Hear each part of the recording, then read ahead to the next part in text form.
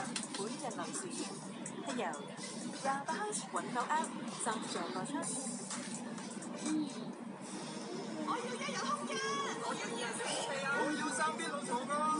收到，用28House App 碌盡全港水盤，無論你想買樓定租屋，單位呎價成交價28House隨時喐動，用28House揾樓，一碌就有，仲即刻 download。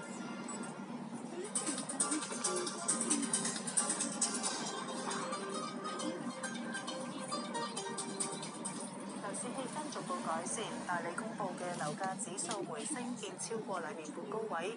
今年去到而家，指數升近1成，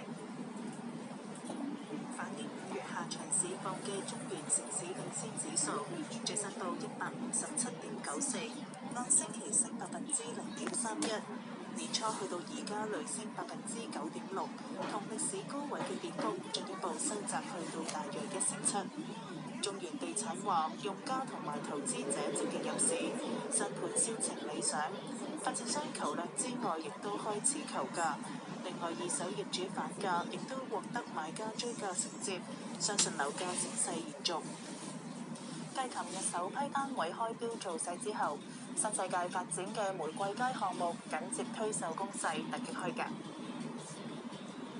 首宗價單涉及44伙，包括6伙1房同埋38個2房，面積298至586呎，折實價大約986萬起，折實平均呎價33800幾蚊，總值大約7億。新地就元朗高峰餐第2期酒店發展方案向城市規劃委員會提交申請，改建為興建商業大樓，總樓面維持大約131000平方尺。新地話，今年項目用途係為咗提供更加多嘅就業機會，同埋打造元朗區為混合用途社區。項目將會以地積比率9.93倍發展，總樓面維持大約131000平方尺，樓面同原有嘅酒店方案相同。本港二手成交段近7個星期最少，有代理行認為筍盤銷價得7788，加上業主收窄議價空間，甚至反價惜售，令到整體二手交投量稍為向下。根據利嘉閣嘅數據，全港10個自標屋苑上個星期錄得118宗交投，按星期減少7%，見近7個星期單位。不過連續14個星期企穩係超過100宗以上。按地區劃分，港島以及新界兩區交投齊齊向下，當中港島區8個自標屋苑上個星期錄得12宗買賣，按星期減少37%。其中康怡花園錄得2宗成交，按星期減少33%。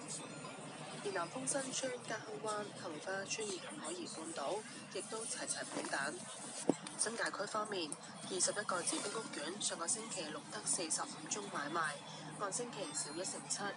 其中太湖花園期內錄得1宗成交，按星期跌7成半。至於九龍區21個自標屋苑上個星期錄得61宗交投，按星期增加13%。其中星月居嘅交投量按星期增加2倍，去到3宗。利嘉閣指，目前二手市場盤源消化快過補充，加上業主見樓價持續上升而惜售，部分更加大幅收窄議價空間，甚至反價，導致交投部分減慢。相信踏入6月，等盤源逐步累積之後，成交有望回升。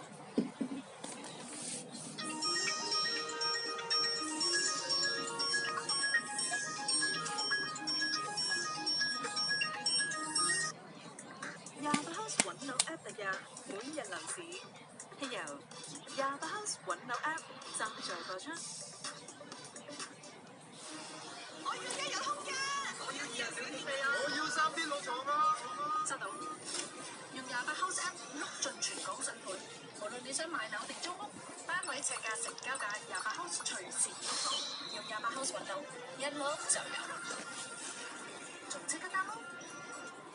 喺2025年11月1號開始，兒童喺乘坐私家